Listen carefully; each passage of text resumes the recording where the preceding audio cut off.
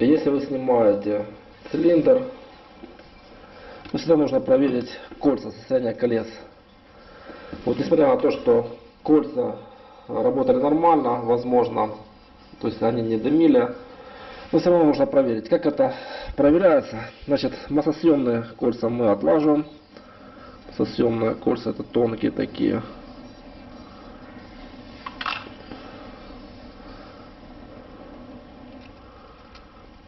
Раз, два.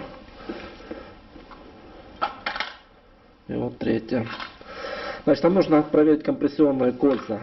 Для этого нужно засунуть колечко внутрь цилиндра и посмотреть, какой у него зазор. Я засунул. Вы видите, зазор здесь очень большой. Сейчас проверим. Значит, зазор должен быть не больше 0,45 мм. У меня есть щуп. Я взял 0,5. 0,5 свободно заходит. Это уже плохо. В общем, здесь зазор у меня 0,9. Это очень большие зазоры. Проверяем второе колечко компрессионное. Опять-таки всовываем цилиндр. И зазор видим тоже большой. Вот. Я померил.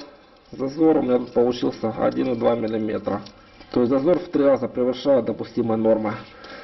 Отсюда вывод, значит, кольца никуда не годные, и их нужно менять. Поршень еще так себе, нормальный. Надо его зачистить растворителем. Вот эти вот все разъемчики зачистить, и его можно использовать повторно.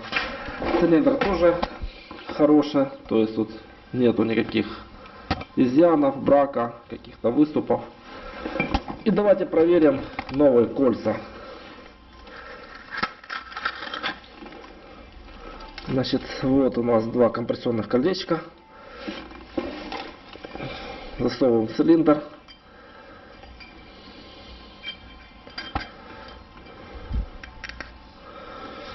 Вот я засунул. И видите, разъем тут такой минимальный.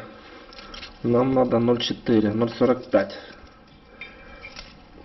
Взял 0,45, вот 0,45 уже, 0,40 уже не проходит. Значит,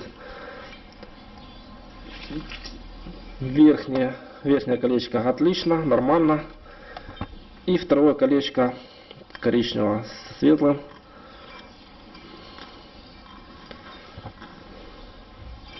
Видите, тоже зазоры минимальные. Меряем щупом.